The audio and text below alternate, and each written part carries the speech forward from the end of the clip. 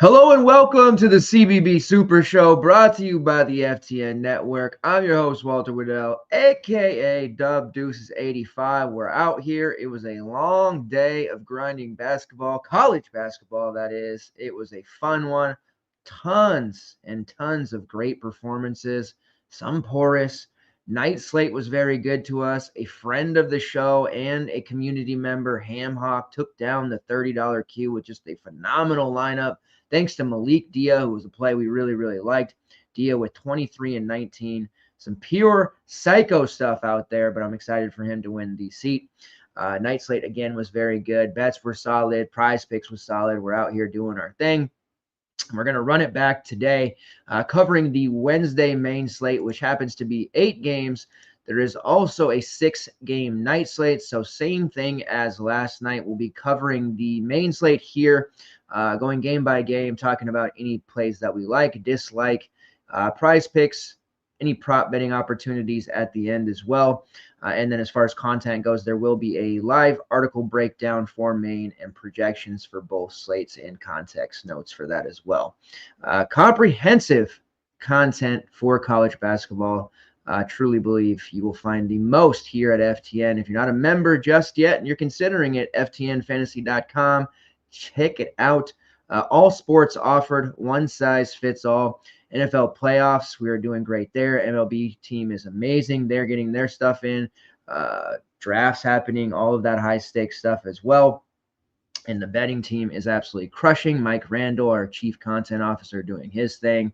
And can't forget college football, the title game, the natty, if you will, just less than a week away. We'll have tons of content and coverage surrounding that as well. If you're new to the show or a veteran alike, please, before we get started here, make sure you hit that like button. All of those interactions help so much, whether you are watching on YouTube or Twitter. Likes, reposts, retweets, shares, comments, questions, concerns, everything interaction related helps us a tremendous amount. We do appreciate that very, very much. All right, let's just get right into it. It's late night. I know for a lot of you, you guys are hanging out with me. If you're on the East Coast, it's you'll be going to work soon. But we do our thing here. This is what we love. Let's get right into it. California versus North Carolina. We have all these weird matchups here in conference play with conference realignment. Some teams playing earlier than they usually do. Some teams playing later. Watching Iowa play USC this evening. Late night for them was a little bit of a weird one, but we have a odd matchup here between Cal and North Carolina. The Tar Heels are 14.5-point favorites, and it's a total of 161.5. Happens to be one of the highest totals on the slate. We have a few games on this one that are very low scoring, defensive oriented, so we could see a little bit of a lower scoring slate. Today's 2 slates are extremely high scoring. We'll see how that works out. Starting with the Cal side, they've been on a few slates at this point, but you might not be uber familiar with them. Coming off a loss against Virginia Tech, 71-68, coached by Mark Madsen. They are 8-8 this year. Their roster last year was a lot more talented and a lot better for DFS purposes, but they've got some guys for sure, some turning out to be non-con heroes. The starting group that we can expect here, likely going to be Andres Stojakovic, Dejuan Campbell, Matty Sissoko, Rytis Petritis, and Jovan Blacksher. Off the bench, we're seeing a ton of Jeremiah Wilkinson, who has looked very good as a freshman, Joshua Ola Joseph, and Lee Dort. Christian Tucker barely playing, transferred over from UTSA, where he was one of the best passers in the country, one of the highest assist rates, but he just can't get minutes for this team. So looking at it in the way that guys are priced, we know playing North Carolina, the DVP, one of the best DVPs in all of college basketball, has been the front court and taking those options, forwards and centers, especially ones that live in the low post area. That's where we want to target for the most part. We don't have a ton, but Matty Sissoko at 5.6K does look like the one that we want to target here to try and take advantage of that matchup. He did struggle for the most part against Virginia Tech in their front court, did play 27 minutes, but failed to register more than 13 fantasy points.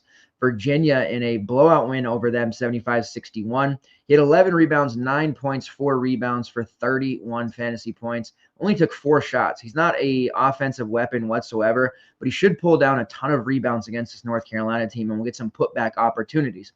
The Heels also have players who like to drive to the rack. That'll give him an opportunity for some blocks as well. Don't think we see a lot of ownership on Mady Sissoko, but he's definitely a guy we want to look to if we're riding that DVP. You guys know from watching me over the years or learning content, DVP is a very big part of what I do and a priority in most of my lineup building and research overall. His combined rebounding rate is over 32%, block rate of 4.5%. And wouldn't you know it, he's drawing about 3.5, 4 fouls per 40. He does get called for 4.5 per 40 as well. But overall, 62% shooter from the field. Doesn't take threes, all of his stuff on putbacks. Don't get into foul trouble on the road, and let's see what we can do here with Sissoko. Obviously, some risk in that regard. Joshua Ola-Joseph, who did start some games this year and then dealing with injuries, very severe illness earlier this month, caused him to lose that starting spot. He did play 16 minutes against Virginia Tech and 21 against Virginia. He's a little more offensive-minded than Mady Sissoko. If he were to jump into the starting lineup, I would be extremely interested. He's only 4.1K. I think we do see him play somewhere in the realm of 18 to 20 minutes, regardless of his starting status. If he starts, then more. Has a defensive rebounding rate of 21%. He's also a guy who can definitely take advantage of this matchup. So those are the two that I want to highlight the most. Stojakovic there at 8-4. Expect him, RJ Davis, Ian Jackson to be just trading buckets at will. Stojakovic took 20 shots in that game against Virginia Tech. Not a lot of, his freshman year at Stanford, not a lot of development, but under Mark Madsen, he is thriving, become a very strong option here in year 2. Over 30 fantasy points in 4 straight games. Expect him to continue to take 15 to 20 shots. Has a shot rate of 29.8%. Block rate of 4% as well. He can get after it. For a 6'6" wing, he can definitely make some things happen. Does get stocks. He's a fine play at 8-4 if you want to go there. Rytis Petritis was really good for Air Force. It hasn't necessarily translated necessarily here for Cal, but he is another player who has a pretty strong overall rebounding rate, more on the offensive glass, where he has a 10% offensive rebounding rate, a 3% steal rate. Again, another player who offensively limited, although he was better for Air Force last year, but can rebound at a high level. So it's another player that can technically take advantage of this matchup. Petritis' minutes have been kind of all over the place. To start the season, he wasn't starting. Now he is. 25 minutes against Virginia Tech, 18 against Virginia, 31 against Clemson, and 24 against Pittsburgh. The Clemson game is kind of shows us there Clemson has size. They needed Rytis there. He played more. I think we see him more so against this North Carolina team as well. So if we could get him closer to that 30-minute mark at 5'9", he's definitely a guy that I'd have interest in. Game logs chasers are going to look at him and probably write him off, but one of these Cal forwards is going to wreck the slate. Just a matter of picking the right one. Might be in a situation where we just rotate through them. Blacksher was really strong in the non-con, Grand Canyon, where he was at last year. He has not particularly been well in ACC play. 5'9" is a really good price for him. He was churning out 30-plus fantasy point games regularity the first month of the season. Did miss some time there, but now that he's back playing, it's a decent enough price for him, but clearly something isn't working out. I think the maturation and the ascension of Stojakovic has kind of put Blacksher in more of a secondary role, and he just hasn't done well with that. I do like Jeremiah Wilkinson at 5'5", still. High usage, high shot rate off the bench. Doesn't give us a lot in terms of peripheral stats, but he's going to chuck when he's out there. 11, 15, 7, 9, and 13 shots attempted over his last 5 games. He's been a really nice look. He has the second highest shot rate on the team at 29.7%, which is right after Andrei Stojakovic and his 29.8%. And he has a usage rate of 27.3%. Wilkinson really should be playing more as a point guard. He's a little more well-rounded than some of the other options on this team already as a freshman, but the consistency isn't always there. Still raw, still development to be had. But I would like to see him play more than Blacksher at this point, especially if Cal's season is going to go towards an NIT berth or no postseason at all. We did see DeJuan Campbell jump into the starting lineup. Another kind of unknown player. He was with Western Carolina the last couple of years where he was kind of a sniper from long range. He started the last 4 games after hardly playing the last month of the season. Started the first 3 games of the season before having to sit out there with those ailments. Played 30 minutes against Tech, 33 against Virginia, and 27 against Clemson. Not a lot of upside there, but sub 5K value option to kind of maneuver some things around. Certainly a guy who's going to be on the floor for a lot of minutes, so he is viable in that regard.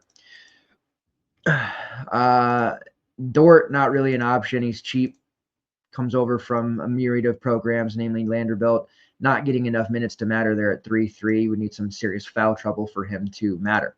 On the North Carolina side, let's talk about Jalen Washington first, who's priced up at 5-5. They finally played him some pretty significant minutes against North Carolina State in a close 63-61 victory, and he churned out a double-double, 11 points, 12 rebounds.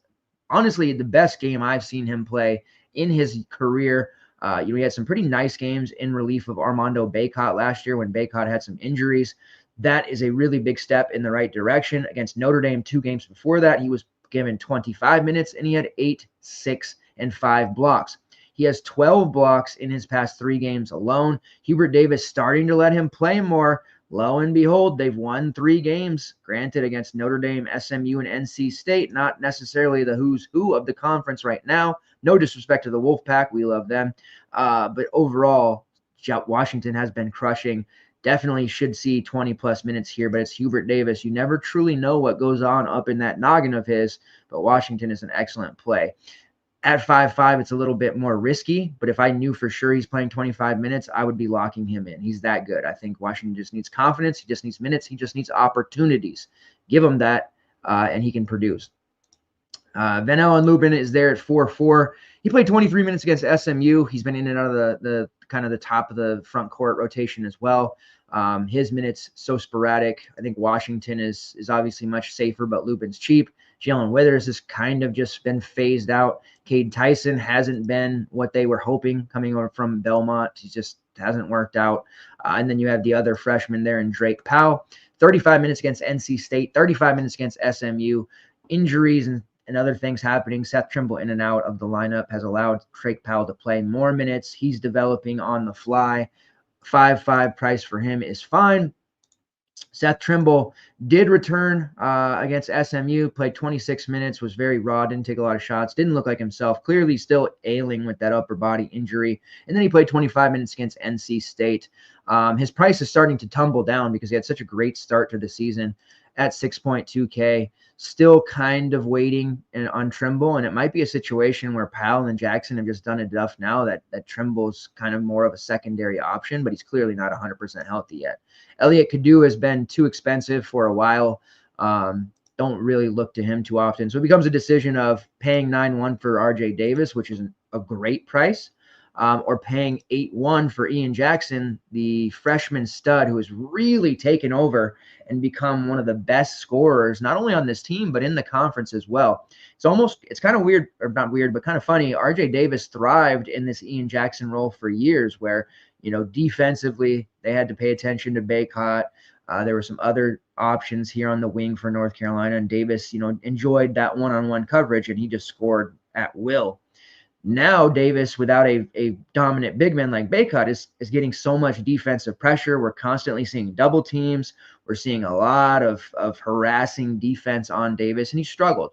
Ian Jackson now getting that weaker part of the defense in one-on-one situations. He's getting minutes. He's been turned loose since Trimble went out, and he has absolutely been crushing. He scored 20 real points in 4 of his last 5 games. Jackson is here to stay. Not a one and done, but if he keeps this up, he's certainly going to be getting his name on draft boards and flying up the board at that. Taking a high number of shots. His rates overall have been absolutely rising. Really like Ian Jackson. We've benefited from him over the last few games. He's been really, really chalky lately, but we did get him early on in the Trimble injury. Jackson does have a 27.2% shot rate, and he's the best three-point shooter on the team at the moment with 43%. He is just deadly from out there. drawing 4.3 fouls per 40. I would say that price, yes, it's fairly high, but I think at this point he's the safest, highest floor player on the team and the one I feel the most comfortable rostering. With that being said, in a large field, the qualifier perhaps, RJ Davis at 9-1 is a really good play. He still has the ability to rack it up. He had 26 real against SMU at a price point of 8.4. You've seen his price has been fluctuating up and down here. Wasn't as good against NC State. The Wolfpack's perimeter D just really did a nice job. He's taken a lot of inefficient shots, and he's had to kind of defer to Jackson because of it. Now, his assist rate's been solid, and we've been seeing him rack those up. He can play this game and be more of a facilitator, which will confuse the defense and allow Ian Jackson to keep doing his thing. Keep riding Jackson. If you're winning games with him, keep riding him, and Jalen Washington for that matter. But 9-1's a really good price for Davis. He can break that, especially against a team like Cal. All right, we'll move on to the next game here on tap. NC State versus Virginia Tech. The Wolfpack are 1.5-point favorites, total of 133.5. The projection system loved NC State last game. Go figure, it was against North Carolina. The obvious option for us was Ben Middlebrooks, who had 14 rebounds against North Carolina, only 5 points, but that didn't matter. He had 27 fantasy points, came through in a big way. But the other play that it really liked and that we listened to was Marcus Hill. He's been steady, but he hasn't really necessarily taken that next step as the next great guard under Coach Kevin Keatts. And over the years, we've seen some really good ones. Markell Johnson, a DFS favorite, legendary Markell Johnson. DJ Horn from last year. How good was DJ Horn? We relied on him a lot. Devin Daniels, Cam Hayes. There's been some really good guards that have come through from a DFS standpoint. Torin Dorn, CJ Bryce. Always a hallmark of Kevin Keatts' roster.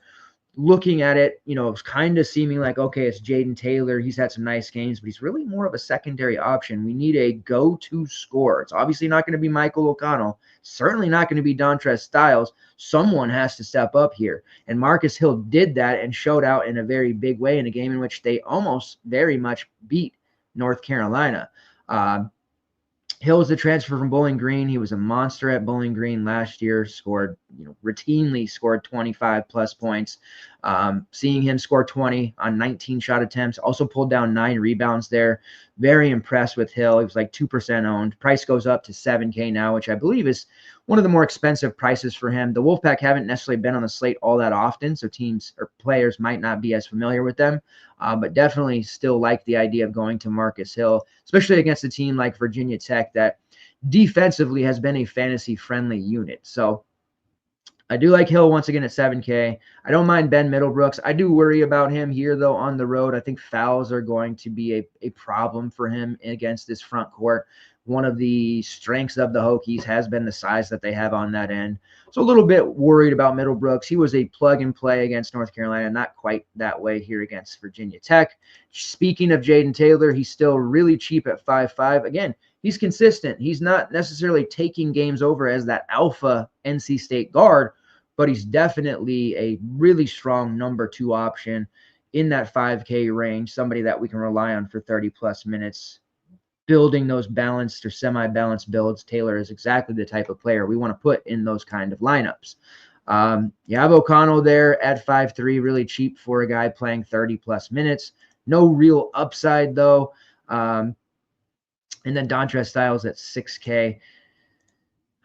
He has scored 20-plus fantasy points in 3 straight games, so definitely an option. We'll have to play a little bit of a small ball 4 role, perhaps, if Brandon Huntley-Hatfield can't go. He's dealing with a shoulder injury, so that caused him to miss the North Carolina game, or else I felt like he would have had a really big game against them. He's down there at 4.8K. Don't love the spot again against the Hokies front court. He shoulder issue doesn't seem to be really all that improved. He's not playing a huge role for this team anyways when he was healthy, so we can probably just ignore BHH for now until we see something more definitive from him and some more consistency at that. Also, Dennis Parker there at 3.5, a GPP value. He played 18 minutes against North Carolina. We can get closer to 22-ish, 23-ish. That's a really good look for him.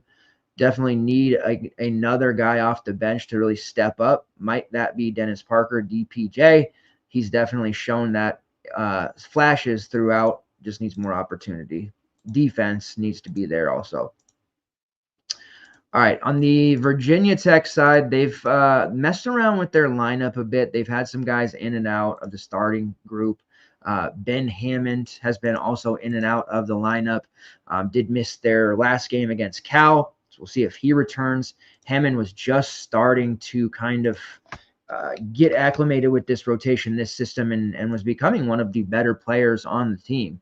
Hammond has had some ups and downs as everyone on this team. He's only a freshman, looks like he's going to be a fairly solid, productive player at the collegiate level. We'll have to see. He's missed the last 2 games. He did work his way into the starting lineup where he played 31 minutes against Miami, 21 against Duke, and 18 against St. Joe's.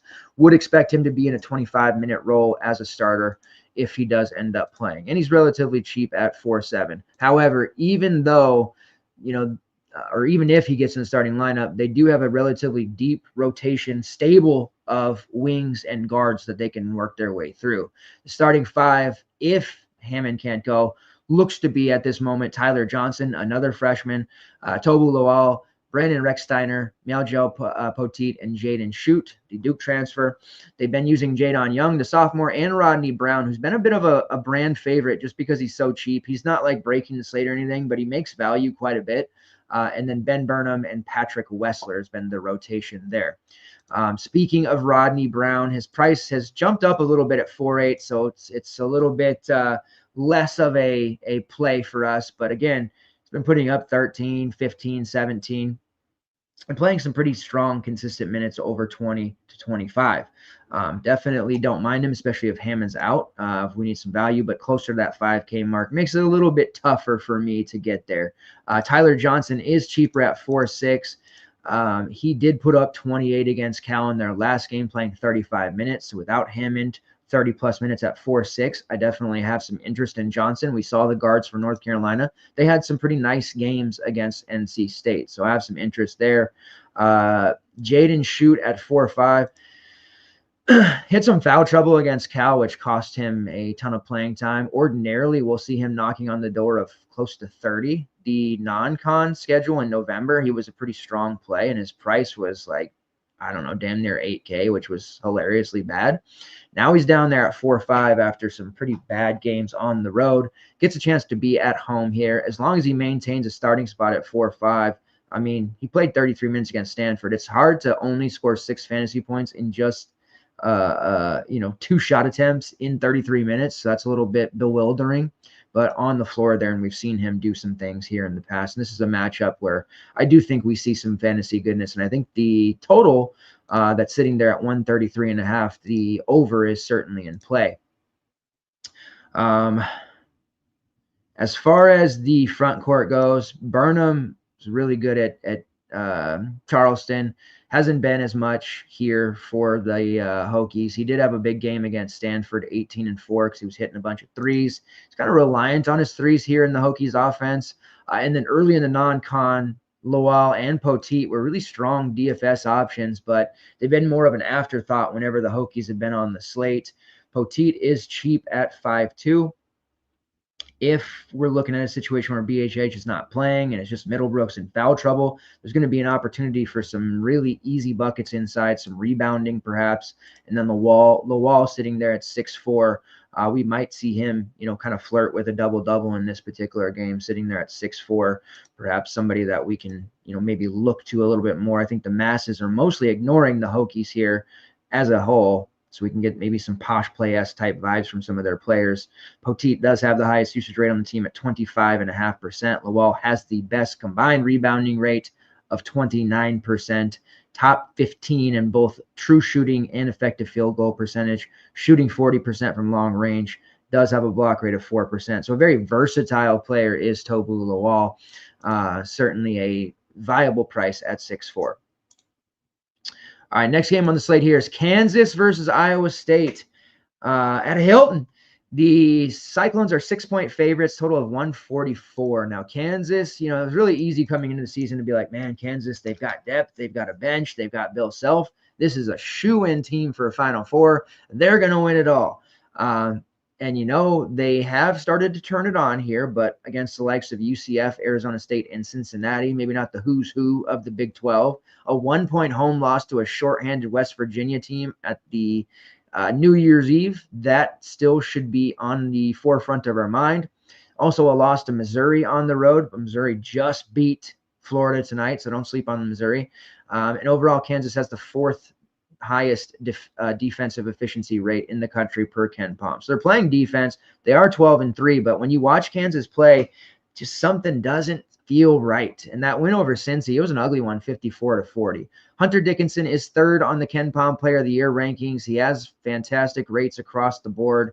You know the deal with Hunter Dickinson, but my God, a road matchup for Dickinson against an Iowa State team that's going to be physical. They're going to use multiple bodies on him. They're going to use their 5 fouls each, and they're really going to try and get under his skin. The way to do that is just to frustrate him, really get physical with him. Dickinson doesn't like it when you push him around. I think we've seen him enough over the last 100 years to know that, he's a bit of a finesse player. And when you get physical with him, it takes him out of his game. He's priced at 9.8, one of the more expensive players on the slate. He has had some pretty big games recently, 3 of his last 5 over 40.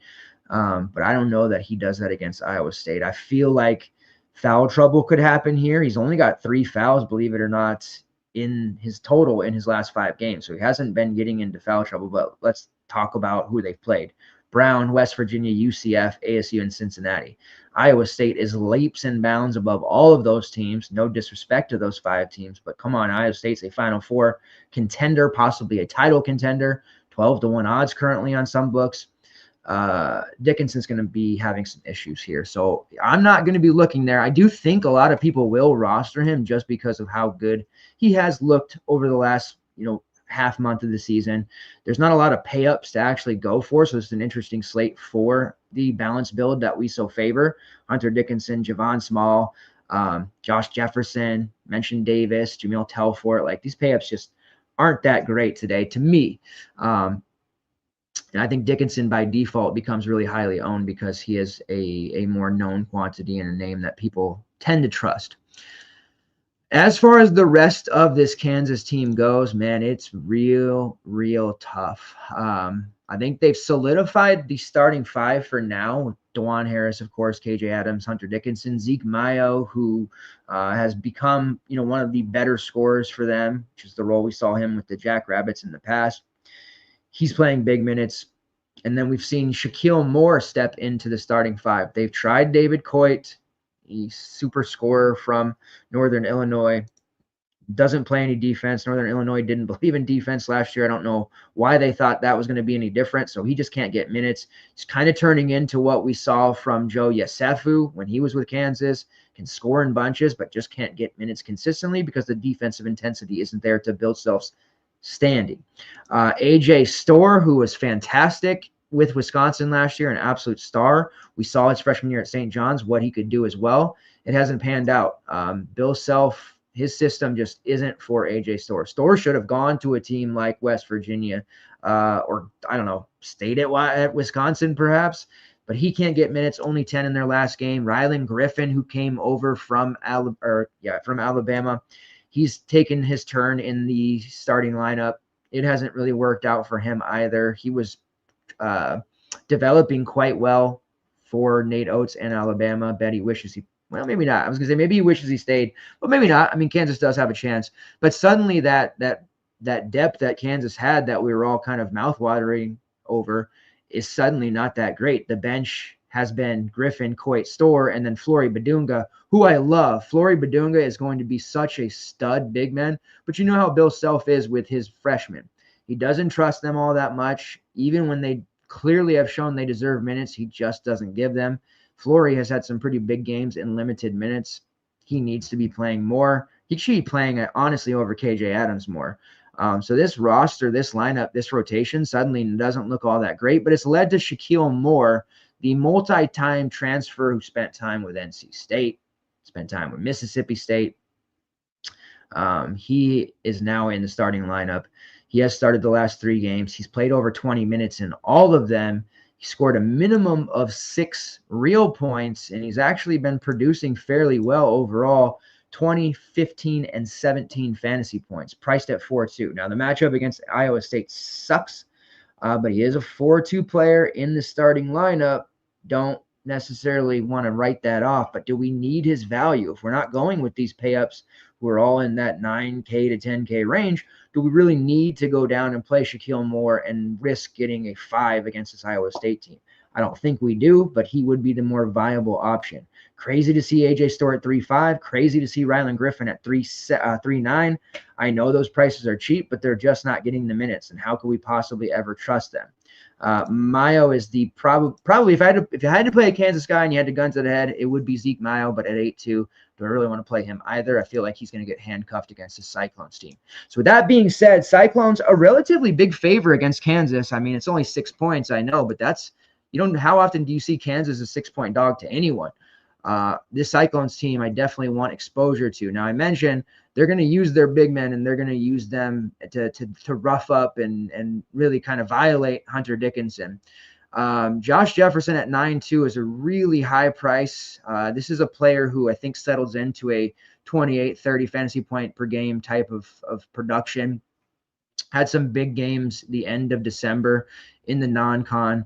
I don't think I can get to this price. He's had a really great season for the Cyclones. Deshaun Jackson is down there at 4.7 as a potential value, but fouls have really hurt him, and he's just not playing that many minutes in conference play, which has caused his price to tumble. I think Jackson does end up in foul trouble against Dickinson, but that's how they want to use him. As far as the rest of the forwards on the team, more of a wing, Milan Momklevovic, he's a 3-point shooter. We know he's going to, kind of ride or die with that 3. If he's not making shots, he's not going to make value. If he's making shots, he's going to blow out 4.8K. So he's interesting. He's a GPP look for sure. Brandon Chatfield has seen more minutes because of Deshaun Jackson's fouls. We've seen Chatfield, the Seattle U transfer, play at least 19 minutes in 3 of his last 4 games at 4-1. So he's actually going to be on the floor. We know that. And then you have the trio of guards, Tamien Lipsey being the defensive stopper. I know he's tortured the DFS community for many years, but now this year we have a pretty good idea of, hey, he's not going to be something that we want him to be. He's not going to be this offensive juggernaut.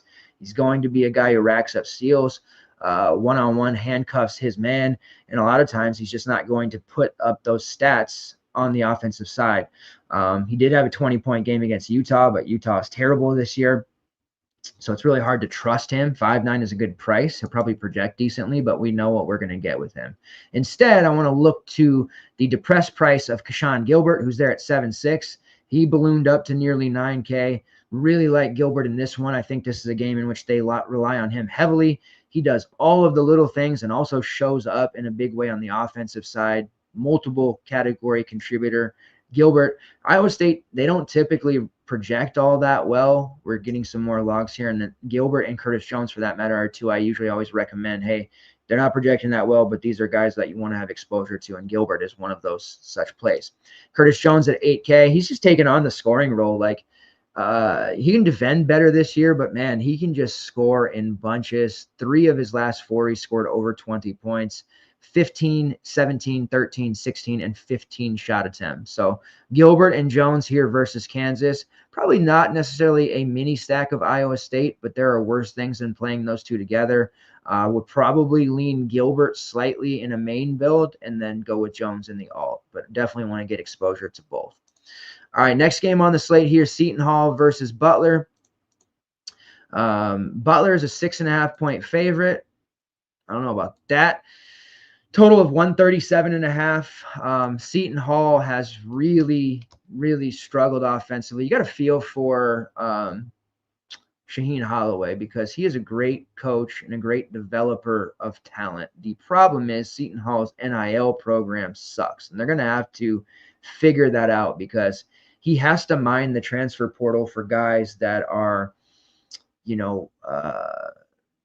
coming off of down years. That's really the only way he's going to get those guys. And they have a nice collection of role players And their youngster, Isaiah Coleman, who stayed on after his freshman year, has developed and become a semi-star. But, I mean, they have a lot of defensive-esque type players, Dylan Adeusu, Chauncey Jenkins. But offensively, it's just been a big struggle. And Scotty Middleton hasn't developed the way that I think a lot of us thought he would, especially under Shaheen Holloway. Although he has looked better in the last couple of games, but the Seton Hall team, they're too good. And Shaheen Holloway's too good, I should say, to be 6-10. I really feel for him, but there's just a big talent disparity because of the NIL. Butler has looked horrible watching their product on the floor. They've fallen to 7-10 under Thad Matta. Thad Matta, a legendary coach, his glory days with Ohio State, coupled with Xavier, of course, back in the early 2000s. Something's going to have to change here, or he might not have a job next year. They are just absolutely awful. They haven't won since December 3rd. Ken Pom has it projected 71-62, but honestly, I think this is a game Seton Hall can steal.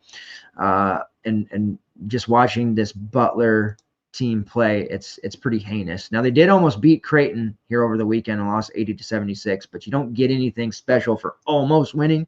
You have to finish those games. Jameel Telfort was in foul trouble the whole time, was completely for lack of a better term, useless throughout the entire game. Patty Mack went for 21-7. He was great. Pierre Brooks, 14-7. He was solid. And then you had Bowden Kapke knocking down threes off the bench, and Finley Bizjack making things happen. Now, Bizjack can't defend it all, and that's why he lost his starting job. But if he can make some shots off the bench, perhaps we see him get some additional minutes. On the Butler side, Jameel Telfort is there at 8-9. Now, even though Seton Hall is not a particularly very good team, defensively, they're still really tough, and their games tend to be lower scoring, except for the fact that in their last game, they gave up 90, which was a pretty big outlier, to Providence, 91, I should say. We don't typically see them giving up that many points, but I do think they do a good job of locking up Butler or keeping this one in the 60s. This is one I do foresee that happening. Ken Pom, again, has it 71-62, and I think it'll be somewhere where Seton Hall takes this like 68, 66, something like that. That being said, I'm not paying up for Telfort. He does have that 55 against Villanova, but it sticks out compared to the rest of his games. You're really looking at a 20 to 25 fantasy point per game scorer. He's overpriced for me. Patty Mack is there at 6'5", fits the bill for a mid-range option, produced quite well against St. John's, produced against UConn, produced against Creighton. They're starting to lean on him a little bit more. He can hit threes, he can rebound. There's a lot of things that he can do. So I don't mind Patty Mack, honestly. Pierre Brooks is a very affordable 6'2". Price has dropped significantly after he was in the 7K range. He's starting to take a bigger piece of the pie as well. We saw last year Brooks was a pretty consistent fantasy option throughout for us, so I definitely like him. And then the starting group here with Bizjack no longer starting. They've moved Colby King into the starting lineup. However, minutes-wise, he's kind of erratic. Some games we see 28, some games we see 10. So it's become really hard to trust him. He is a very cheap and intriguing 4.6K, but he is not guaranteed anything even if he starts. Bizjack there at 4.3. He's played better off the bench recently, so an interesting move there. A desperation value. I don't think we need to go this low. And then Bowden Kapke, who is 3.8K. If people want to chase that, huge performance against Creighton, 13, 3-3. Go for it. That's not typical for him. That is one that I would lay off and have really no interest in. Too bad that Jamie Kaiser can't play. Butler could use a guy like Kaiser. I love Kaiser. I think he's really good, but alas, they don't have him available. Again, not typically targeting against Seton Hall very often, but I do like Patty Mack here the best. Seton Hall side, Garwi Dual. Man, what happened to Garwi? What happened? Goes from starting, basically not playing, starting, not playing again, starting, and now barely playing 5 minutes off the bench against his former team, Providence. For a guy that started his career at Providence last year and had some first-round draft hype, he has really found himself in a bad situation, and I think that he's probably not a D1 player, at least not offensively. So don't expect him to play. It's crazy because 3.6, I thought he was going to have a huge role for the Seton Hall team, and he really hasn't. And most of the Seton Hall group has been pretty lackluster for the most part, but there are two options in particular that we can look to here, and they're priced up, unfortunately, but definitely have to consider Isaiah Coleman, who's there at 7.9. And if we don't like the 8K, 9K, 10K range options, why not pay for Isaiah Coleman, who has really progressed here in his sophomore year, has a shot rate over 28%. He scored 34 plus fantasy points in 5 straight games. The last time he didn't cross the 30 threshold was back on December 4th against NJIT in a game that was really not particularly close. The final score says it was, but it wasn't really close throughout. Only needed 24 minutes against Providence to hit nearly 40. He's taken a ton of shots. So I do like Coleman here against this Butler team. Play number 1 for me. On a full slate with Cooper Flagg, a healthy Janai Broome, some of these other, the Iowa pay-ups, like guys like that, probably not going to Coleman here, but it's a little bit of a weird slate here. It's not a short slate with 8 games by any means, but it seems like we have limited options to me, so I want to go with Coleman there. And I think he might be a little bit on the lower owned side too, so that makes me even more, liking him. Dylan Adewusu has been the other DFS option. He's really actually, because of his defense, locked into a lot of minutes here and known for the program in year 2. And has a very high assist rate here, especially in conference play. So he's there at 7K. I don't know if I'm looking at any Seton Hall stack, but Adewusu and Coleman together actually feels like a pretty strong mini stack that you can have from this game. Chauncey Jenkins, he's been in and out of the starting lineup as well, dealing with various issues. He did start last game, played 32 minutes against Providence, had 17, 6, and 3. When he gets the big minutes, he typically does produce, and he is a cheap price of 5.7. He's been as low as 4 or 5 earlier this year. If he's in the starting lineup, I definitely like him. If he's not in the starting lineup, I'm staying away. Little bit worrisome there, that middle part of December and late December when he was barely getting minutes and didn't look like himself. Watching back the Providence game there, he definitely looks like there is no more health issues to be worried about. So Seton Hall mini stack doesn't actually seem that bad. Mentioned Scotty Middleton earlier at 5.4. He scored 20 plus fantasy points in 3 straight. He's played over 20 minutes in 5 straight. He's been a main benefactor of Garwi Dual, barely playing. And then you have Prince Aligbe, the Boston College transfer, 32 minutes against Providence. He put up 19 and 7. 29 minutes against DePaul, 16 and 6. He has crossed the 30 fantasy point threshold in back-to-back games. Don't look now, but I am starting to feel like it might be a Seton Hall stack kind of night. Very volatile, very fragile. A 75 to 80% chance of busting, but if it works, the Seton Hall stack could be very, very fun here against a Butler team that I have no faith in whatsoever. That is one of my favorite bets here. I have 3 that I come into the show feeling pretty good about. Seton Hall plus 6.5 is one of them for what it's worth. And we did hit on our bets from most of them. Mississippi State didn't work out, admittedly. That one didn't, but Little Rock did cover and actually win, and San Jose State at plus 9.5 won outright as well. So we're feeling pretty good here, but yeah, Seton Hall plus 6.5.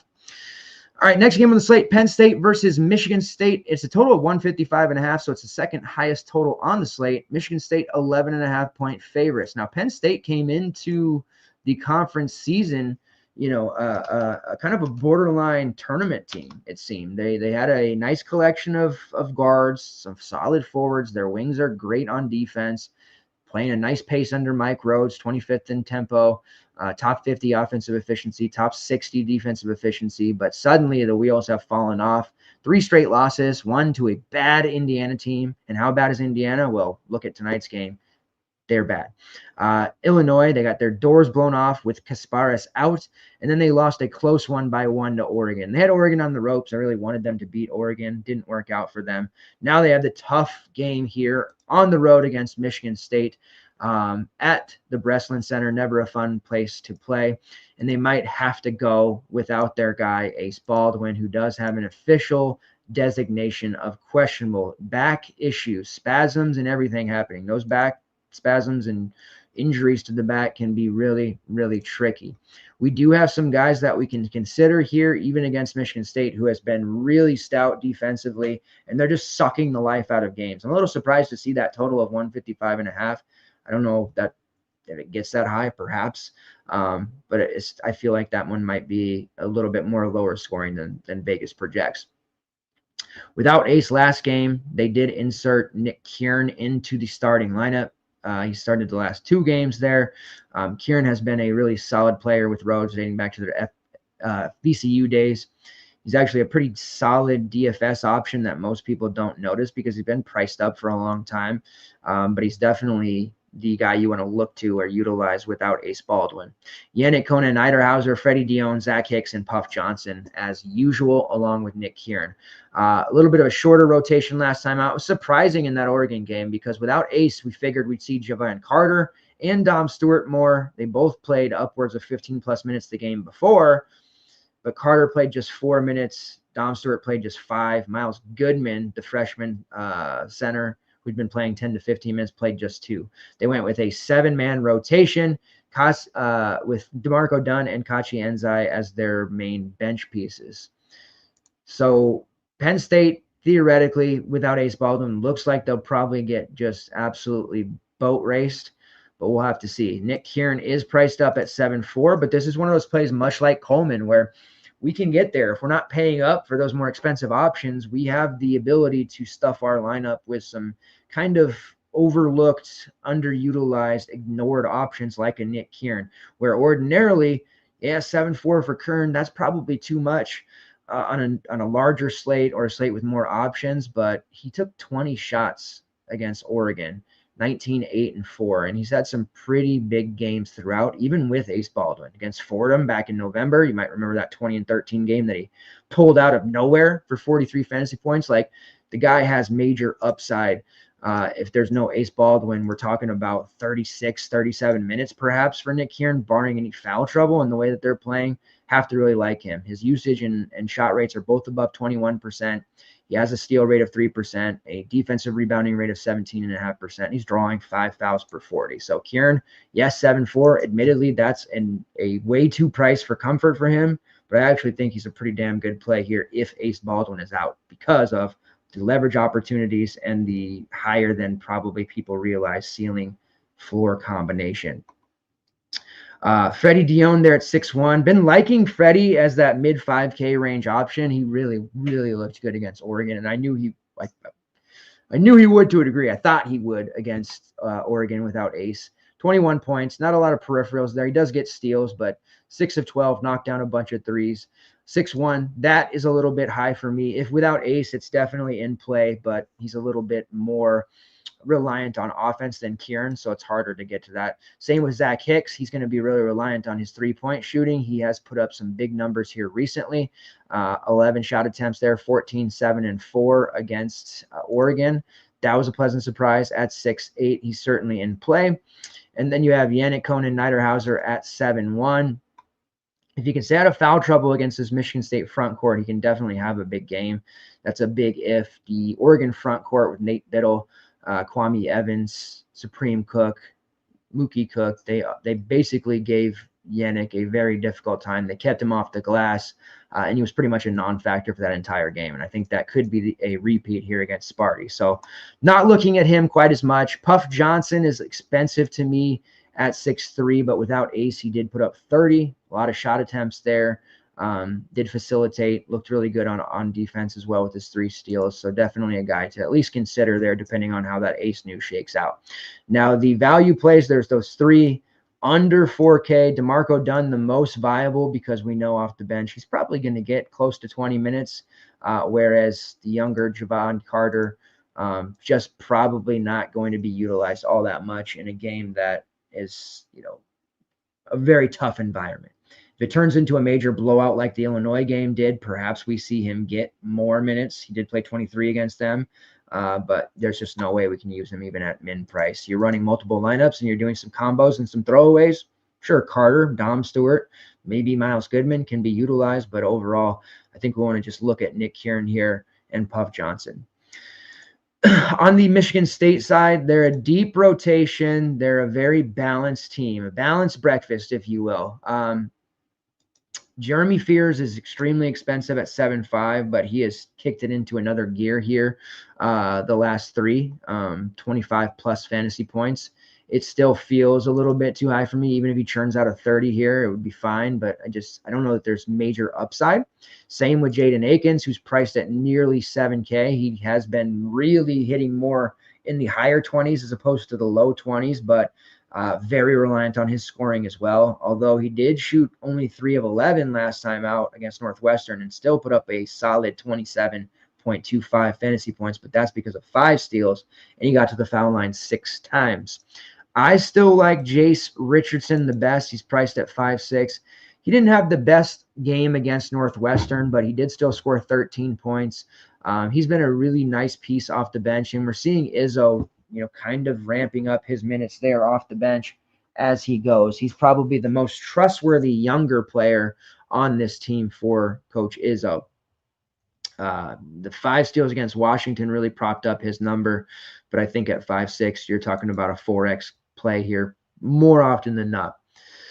Trey Holloman there at 5.4. He's kind of regressed back a little bit just because the team is healthy now. He's their best 3-point shooter on paper, and he's a very solid facilitator as well. But with Fears playing so well, it's just made Holloman more of a corner stander, which isn't the best use of his talent, but makes him a hard fade for DFS purposes. Frankie Fiddler, the transfer, has not worked out well. He did put up 8 and 5, which is the best game he's had in 2 months for this team, priced at 4.2. But obviously the Big Ten just, sometimes this happens with UF transfers. They're just not able to produce at a level that they need.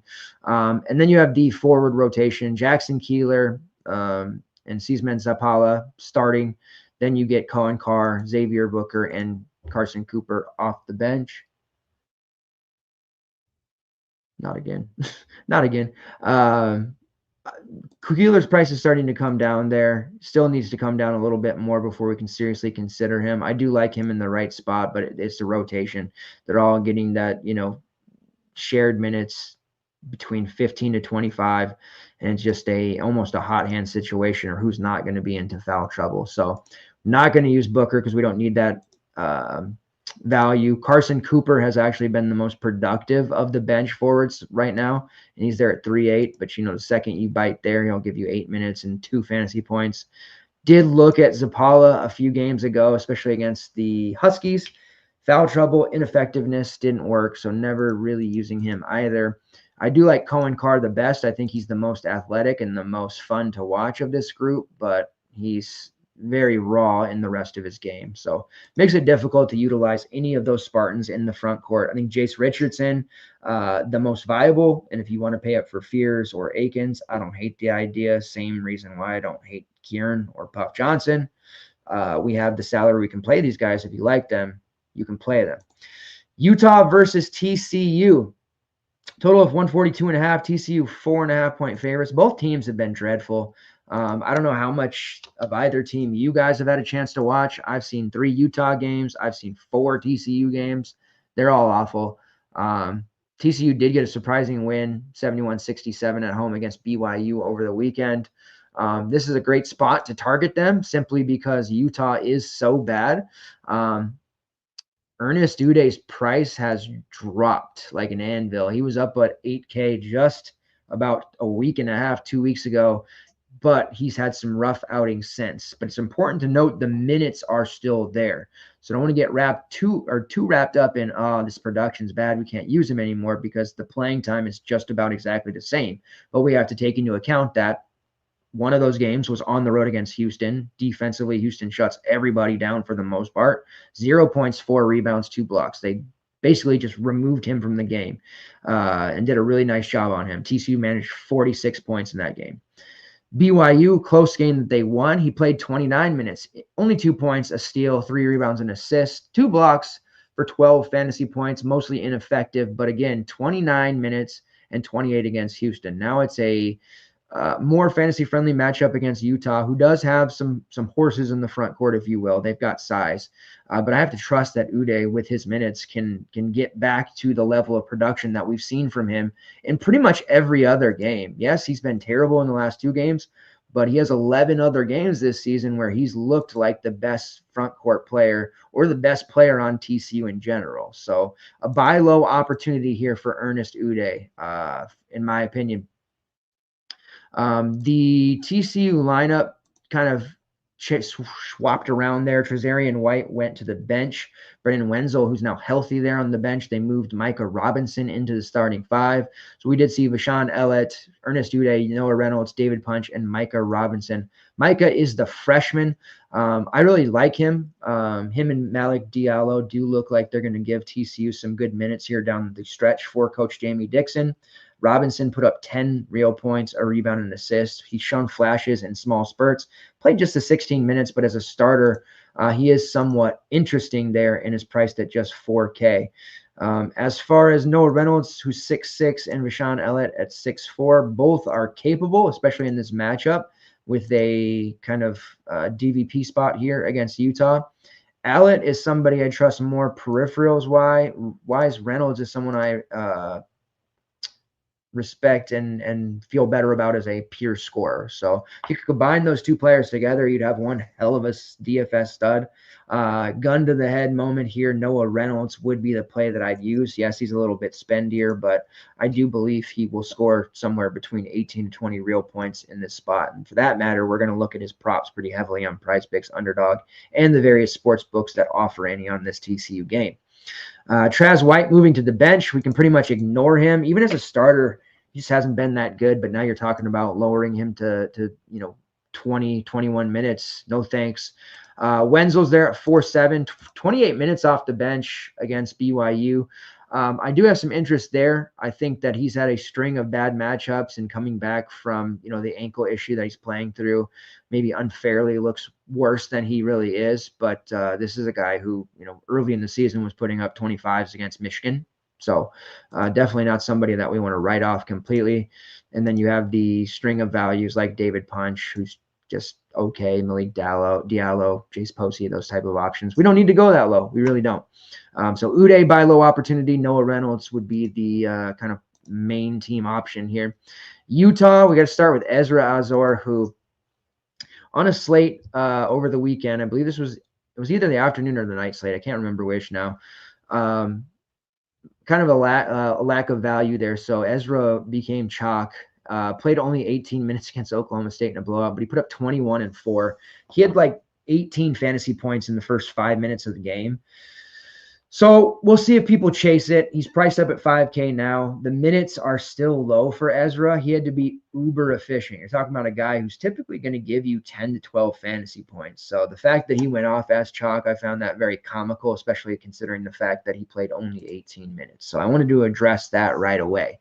As far as the rest of Utah goes, it is such a mixed bag. Early in the season, Utah looked pretty good, and we were using Miro Little with success. Gabe Madsen was doing things. Lawson Lovering, when he got back and cleared, he was putting up some big games. But for the most part, this Utah team, they're atrocious to watch. They're atrocious to see on a DFS slate. Can't trust Gabe Madsen. He's back to having a pretty poor game last time out. 2 games ago against Iowa State, a very tough Iowa State team, he put up 20. He shot 14 threes against them, which is why. This is an easier matchup against TCU, so perhaps Gabe Madsen is back in play, but where are we ever trusting him? He is the highest priced option on the team at 6K, but I'd rather just take his unders. I'm kind of just there. As for the rest, Miro Little and Caleb Lohner are no longer starting. Mason Madsen also lost his starting spot. He was off the bench for the first 2 months of the season, started 4 games in a row, and then proceeded to play only 6 minutes off the bench against Oklahoma State. So you can pretty much write him off as well. The starting 5 in that last game was Jake Wallen, Mike Stravajams, Gabe Madsen, Ezra Azor, and Lawson Lovering. Ezra has been a starter for the entire season. Lawson Lovering, the 7-footer, he's been starting since he's been back as well. So you have a bunch of different bodies on this team, and Jake Wallen. They're starting 3 guys above 6'9". So it's a really big Utah team. Wallen had a nice 16-4-3 performance in the start there. Looks like he's going to continue to start here over the likes of little loner Zach Keller, who's another near 7-footer. Overall, this Utah team is ugly. I do like, from a talent standpoint, I still think Mira Little is one of the better players on this team, but it's hard to use him right now when you're looking at him playing 12, 17, 23 minutes. Early in the season, he was just an auto play. He was, unfortunately, what we call a non-con hero, so you can't trust him whatsoever. Wallen is there at 4-2. 28 minutes against Oklahoma State. He had a pretty porous game against Iowa State, but against Texas Tech, he was strong, played 24 minutes there. There's just a lot of hot hand situations going here for Utah, and they're trying to find a starting lineup or a cohesive rotation. Loner was starting some games earlier in the year, and he was actually pretty productive for us, but he's only played 8 and 11 minutes over his last 2, so unless he's back starting, can't really use him. Mike Stravajamp's at 5'1". Mike, he's probably the most playable option here. Settled into a sizable role here as a starter. So, you want a mid 5K range play, low 5K range play. He's probably it. But for the most part, this Utah team, man, it's just hard to feel excited about them whatsoever. All right, moving on here. We have 2 games left. West Virginia versus Houston. Total of 123.5. Well, lowest total on the slate. Houston is a 17-point favorite. West Virginia still shorthanded. Tucker DeVries dealing with the upper body injury. He has not played since the beginning of December. I don't think we're going to see him back for this one. It would be a real tough decision for Pops to send his son out there against Houston on the road after missing the last month and a half of the season. He certainly might. I mean, he gives them a better chance to win, but I think we see him maybe miss one more game. They have also been missing one of their bench pieces in KJ Tenner. He's missed the last couple of games. I believe it was a concussion that he had.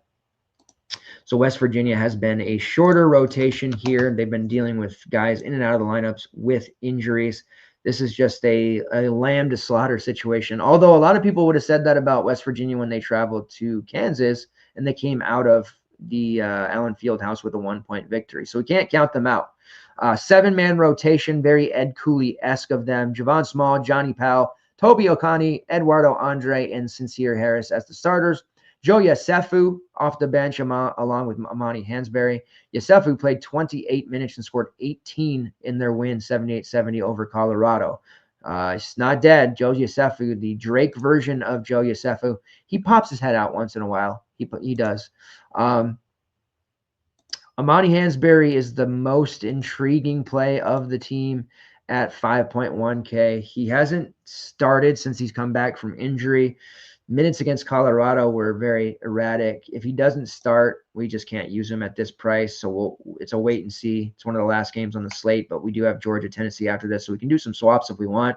But it's not as if it's like, oh my God, I got to get Hansberry in against Houston. He's going to kill him. It's probably a moot point if he starts or not, because I don't think he's going to do very well. Jonathan Powell has been one of my favorite freshmen in the Big 12. He's shown some real flashes as a 3-point shooter, but Houston's going to handcuff him. Akani and Harris both cheap, but gosh, what can they really do against Houston? Eduardo Andre looks like he's probably going to get some severe foul trouble in this one, so good luck to him. He's been absolutely crushing. With Hansberry injured and returning, he's still playing pretty big minutes and having just a huge season for West Virginia here, especially condensed to the last 3 weeks of this 24-25 season. And then Javon Small, who's priced at a paltry, sarcastic, 10.5K price. Jesus, that's very expensive. I don't want to write him off because I think he can do it against Houston, but that is just a ridiculously high price. I'm not even paying that for, RJ Davis, Brooks Barnhizer, Braden Smith, against Houston, like these various names that you know are going to be in that price range. Like I'm just not. We don't have to force against Houston until we get to tournament play or small slates, and this is neither of those. But Javon Small has been ridiculously good this year, racking up stocks, rebounding at a career high, very high assist rate. Like, he's been fantastic. First team all conference all day long. The Houston side, we definitely want exposure here. They have priced Manny Sharp up to 7-7, so that kind of makes the decision for us. He's still very much in play, don't get me wrong, but Manny's peripherals are not high enough to really warrant that price. He is a high-level scorer for Houston, but goal scoring is like 55 to 60 for them, right? Juwan Roberts, he has a favorable matchup against that West Virginia front court, but they've got him at 7-3. So they've done a nice job of pricing those two. I like Milos Uzan the best, but he is as 6'9", settled in there around 6'9", 7K. He is the one I feel safest about due to his high assist rate and ability to fill up in all categories. LJ Cryer's a bit reliant on his three-point shooting. We know that, so paying almost 7K for him, probably not in the cards. So we have Uzan, and then we've got the secondary looks, but also can't forget about my man JoJo Tugler, who I think has a massive game here against West Virginia. He's priced at 6'5", so it'll be a little bit high. It'll make people uncomfortable, yes. Has to stay out of foul trouble. But you saw the game he had against a tough Kansas State team that plays physical. 10 rebounds, 13 points, which was, I believe, the season high for him, right? 13. I hit 17 against Hofstra earlier, but he doesn't score double digits very often. He's usually doing it with his blocks, his rebounds, all other categories. But 33 fantasy points there with 13 and 10, along with 2 blocks. We've seen him frequently get 3, 4, 5 block games, 5, 6, 7 rebound games. I think he has a really nice one here against West Virginia. It's really just the only thing that could contain him here would be himself and his foul issues. So Tugler and Uzan are the two I would play over Roberts and Sharp. I might be in the minority there, but that's just the way I'm attacking it. Then got those secondary options. Terry Arsenault, who's an elite GBP look at 5'2". I think it's too lean to use him in your main build because he's so up and down. Minutes have kind of stabilized, so we can expect him to be on the floor for 20 to 24 minutes. And if this turns into a blowout, maybe he gets even a little bit more there in garbage time. And has legit upside here for 6x in blowout games especially. So he's also got a floor of 1, so we have to watch out for him. Javier Francis, who kind of, Tugler outplayed him into the starting lineup, but don't look now. Francis is playing some of the best basketball of his Houston career. Only needed 15 minutes against Kansas State to put up 11 and 9. Only needed 19 minutes to go 9-5 with 3 blocks against BYU. He has scored 20 plus fantasy points in 3 of his last 5. Priced at 4.9. Not for the faint of heart, but a favorable matchup here against West Virginia. And then at 4.9, you have the other value, Milik Wilson, who does look fairly appealing there in what might be a major blowout. All right, last game on the slate here. Hey, my man. What? This is a pleasant surprise. You just getting up for work or what? It's about almost 4 a.m. for you, brother. Good to see you. I was basically yammering on about new show favorite Marcus Hill and how I think he's the next great NC State guard and it's going to lead them to another ACC tournament victory. And then I want to see Dennis Parker Jr. play all the minutes against this Virginia Tech team. But good to see you, man. I wasn't expecting to see any live comments this evening, especially from the East Coast guys, but I love it. All right, last game on the slate. Let's get it. Let's do it. Georgia versus Tennessee, total of 134.5, another low-scoring game. Tennessee is an 11-point favorite. The SEC is just the SEC beating each other up, and I think that is the biggest takeaway here. Florida just absolutely assaulting Tennessee last Tuesday, 73-43. People were coming to me like, "Oh, the Vols, are they fraudulent?" No, they're not. Just before that, Florida lost on the road, 106-100 to Kentucky. They turn around. They lose today to Missouri, 83-82 at home. Like, anybody can beat anybody in the SEC. Truly. The Vols, they smashed an Arkansas team that was competitive against Florida. lose by 1 million to Florida, take care of business on the road against Texas, and now they are projected per KenPom to win 70-59 against Georgia. However, this is a pretty solid Georgia team as well. But I do think the Vols get right here against this Georgia team. Chaz Lanier there at 8-5, taking on that Dalton Connect high-level scoring role. He was very much contained against Florida and very much contained against Texas as well. And when he's not scoring, he's not paying this price off. So very risky, I think, to use him, but it is a fine spot against Georgia for GBPs. I think Zakai Zeigler would be the look here at 8-3. And again, I've harped at length about I'm not really feeling these 9K plus guys. We're going to have the salary to pay for some of these Nick Kieran types. Zeigler there at 8-3. That's a little bit of a buy low spot for him. Going to play just about every minute here. I think he's going to force a ton of turnovers. If we can get one of the games where he hits, 3 or 4 triples, we know his assists are going to be high. We know his steals are going to be high. If he can get into that 16 to 18 real point range, we're talking about a slate breaking, 45 from Zeigler. And I think he'll be a little bit under-owned here in this spot. Igor Milicic has projected well just about every slate, but he struggled the last 2 games as well. Texas front court is pretty good. And of course, the Florida game, don't mind going back to him. Georgia has a really athletic front court, but they're young, and Milicic should be able to get them into foul trouble. Felix Okpara at 5-1 is value. Back-to-back, he's one of the one Vols players that actually did well in the Florida game. 8-7 and 3 blocks for 26. And then against Texas, 7-9 and 3 blocks for 26. So Okpara's price coming back up there. It was value at 4-2, 4-5, at 5-1, still in play. But I do think Milicic does a lot better here, which will impact the offense for Felix. And then you have the group of values. Jordan Gainey there at 5K, playing sizable minutes, 29, 27, and 25 in each of his last 3. So you can definitely use him. Jemiah Mashak, as a typical starter, has seen his minutes go a little bit towards the 20-minute mark instead of 30. So probably not as high on him. And then it's worth noting Darlinson Dubar, who is a Hofstra legend and did spend some time at Iowa State, injured to start the year, really just being used 8 minutes, 9 minutes, 5 minutes, not really much. They use him for his defense, which is very elite there. But he did explode a little bit against Texas, and that was a close game against Texas. Lanier, not particularly good, shot 3 of 11. They needed some shots there.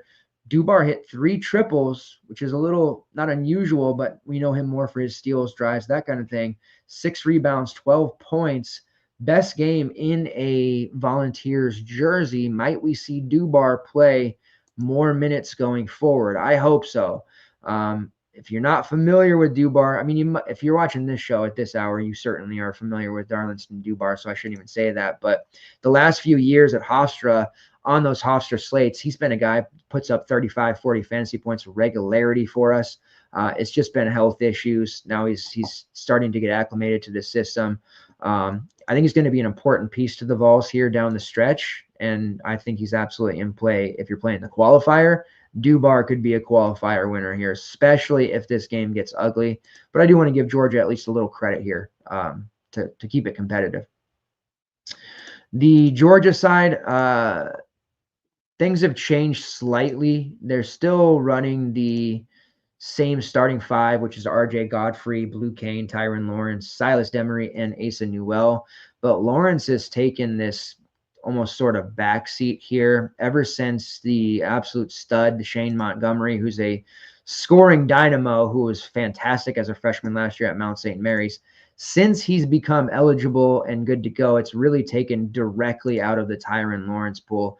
And even before Montgomery made his season debut, Lawrence's production had really fallen off, especially as we get into conference play here. So he's a really appealing 5-4 price tag, but I don't know that he can coexist right now with Montgomery.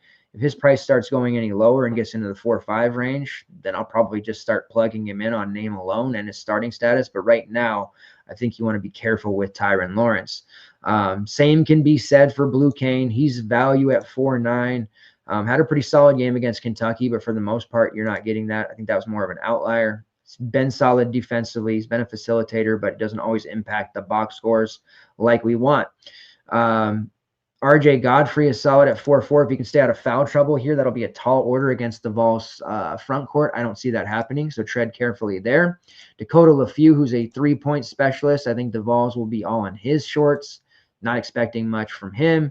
Asa Newell at 7-8. Silas Demery at 6-7. Those are both relatively cheap prices for the talent, but it's a very tall order against the Vols. I think Demery is your best look. He's cut down his turnovers lately, so that's been nice, but I think he could find himself getting absolutely dominated by Zakai Zeigler on the defensive end. That leaves us with Deshane Montgomery, who is a very solid GPP look. The SEC is an unkind conference. Against Oklahoma, 15 minutes, bunch of turnovers, only 9 fantasy points. Against Kentucky, he played 22 minutes, 12 fantasy points, and then Ole Miss, 16 minutes, 7 fantasy points. But he's absolutely chucking. He took 11 shots in that Ole Miss game. The games against non-SEC opponents that he played in, he scored over 25 fantasy points in each of those, but that's against, subpar competition. We'll have to adjust here. He's only a sophomore. It's important to note. But it's very, very prevalent and obvious that he's pushing Tyrin Lawrence. And if Georgia has a lack of scoring punch there behind Newell and Demery, it would not surprise me to see Montgomery force his way into the starting lineup here. But he's going to have to show he can do it against these SEC teams. And then they have Somto Cyril off the bench, who's a shot blocker extraordinaire. Another player that I would be worried about foul trouble here against the Vols. All right, that wraps up the slate. Might as well get an early jump on the slate while the house is quiet. Hell yeah. Hell yeah. Nothing but green screen Wednesdays. I try to find somebody that has like a shirt design company or can help me out, because I have this idea for a shirt that I want to get that's in the 8-bit design that has like the words green screens and window trips and maybe like a green window or something. Is that too obvious? I don't know. All right, what do we like for a core here? We've got a numerous amount of options. This is going to be a really fun slate. I think it's going to be a low-scoring slate. Again, I'm looking at these pay-ups from 9K up, right around the Telfort, RJ Davis, Josh Jefferson, Hunter Dickinson, Javon Small range, and I'm not feeling it. I'm really not feeling it. RJ Davis, I think, is a nice buy low spot, but I'm probably more so going to live in that 6 to 8K range, and that's where we have been at our best. So this is a slate that sets up well for us as a balanced build. So core-wise, I'm going to start with what a posh play designation that might be dangerous, but Isaiah Coleman at 7-9 against Butler.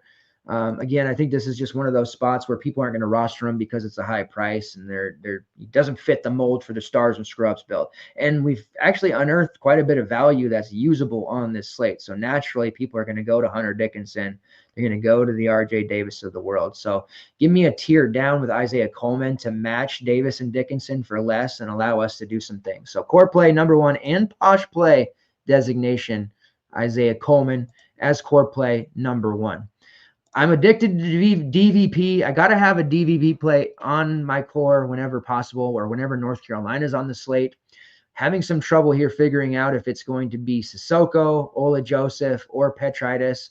So I'm going to cheat a little bit. I'm going to put Cal forward as core play number 2. Right now, I lean towards Ola Joseph at 4-1. Again, we don't need that savings, and he hasn't been starting, but I think he's the most equipped to punish North Carolina's front court. So we'll lean towards Ola Joseph as core play number 2. And then the third member of the core, I feel like I got to go right back to him. This was a secondary slate. It was afternoon or night. I can't remember which, but 2% owned, helped me nearly win the jam over the weekend. Marcus Hill. You missed it, Alex, but I went through the line of elite North Carolina State guards under Coach Keats. I know he's only here for a short time, but I think Marcus Hill is going to have the pack in the thick of it in March and primed for another conference tournament run. So we'll go Marcus Hill as the third member of the core. And it's kind of a double posh play because I don't think Hill or Coleman are going to carry much ownership there. As we get closer to lock, we'll unearth which Cal forward I like the best, but just be ready to use one of those Cal forwards. But you came just in time. Because Marcus Hill is where it's at. Really big fan of his. All right. Best bets for tomorrow. I mentioned Seton Hall plus 6.5 versus Butler. I just Butler's awful. Seton Hall's not much better, but I don't think they're 6.5 point better than Seton Hall. SMU -6 versus Virginia. I'll tell you who's awful. Virginia. I like SMU. They got our boy Matt Cross. That's on the night slate. You can bet your ass that Matt Cross will be hitting the core. He always is. And then Colorado +2 versus Cincinnati. Cincinnati is the biggest frauds in the world, man. If I didn't know any better, I'd say Mick Cronin was still their coach. They had the worst non-con schedule in the world. They gamed the net and were top 25 in the net when it first dropped week 1 and week 2. But they have lost 4 straight games against Kansas State, Arizona, Baylor, and Kansas. They now get a little bit of a reprieve playing Colorado and Arizona State, then Texas Tech. Then they get BYU, Utah, West Virginia. So the easier part of their schedule's coming up. They need to win this game. Ken Palm has it 66-64. It is a home matchup for Colorado. The air's thin. You know, you can say that. But right now I'm going to say Colorado as 2-point dogs at home versus Cincinnati. Give me all of that +2 and the money line. And then prize picks. Our top 3 prize picks worked out extremely well. Again, the fantasy points for prize picks will be out in the morning, but there are a couple that did stick out to me here initially. Ernest Uday over 16.5 points, rebounds, and assists. I think they're really kind of overrating the last 2 games, tougher matchups, especially that Houston game. This is a player who all season long has been clearing this number. So give me that over 16.5 points, rebounds, and assists for Uday. That's just a really nice spot for us to take advantage of. Milos Uzan for Houston. He is probably my favorite Houston play. Even more so than JoJo Tugler, who I always love, over 17.5 points, rebounds, and assists for Milos. Expecting a fairly decent game for him. And then Jameer Watkins, he's been struggling lately in the emergence of Malik Ewan, Taylor Bowen has not happened or not helped him one bit. His points, rebounds, and assist numbers at 24.5 right now. Let's see. Let's pull up what his other stuff is. I'm going to be taking some Watkins unders here, especially against this Pittsburgh team. His point is at 17.5. I think I will take the under 24.5 PRA there and the under 17.5 points. Sorry, Jameer. He's been so good for so long. He came back for another year to improve his draft stock, but suddenly he's not looking so great in a weak ACC conference. So I know we don't have a lot of unders that we hype here on the show, but unders on Jameer Watkins are going to be the play that we're on the most here. All right, I think that will do it. Today was a stressful one, man. Very stressful one. But you know what? We got through it. Had some duds there. JJ Starling, RJ Lewis. But then we had some big wins. Malik Dia, 19 rebounds. Jeez. Keyshawn Hall, like 40 fantasy points at half on the night slate. We did well overall. Let's get after it. 8-game main slate. All kinds of content for that one in addition to the show. And then you can rest assured that there will be a projection sheet out for the 6-game night slate as well. The most comprehensive and plentiful content in the country. We'll be back on air Friday night to cover the Saturday slate. Also, we'll be going sometime this week, not sure which day yet, but we'll let you know when, on the Sirius XM show, the FTN Fantasy Show, to cover the Natty. We'll be talking about my best bets there. We've had a hell of a playoff run. One more game before we shut the book on the 24-25 college football season. And there will be daily content, of course, for everything else, articles, projections, prize picks, all of it. Let's get those green screens and window trips. Appreciate you guys who continue to support. On the way out, please make sure you hit the like button, helping with all these interactions. Appreciate Alex, Mark, and everybody in the community that continues to turn up day after day. I'm glad you're back, Alex. You worried me. I thought you disappeared there. Good to have you back. Take care, everybody. See you guys on Friday.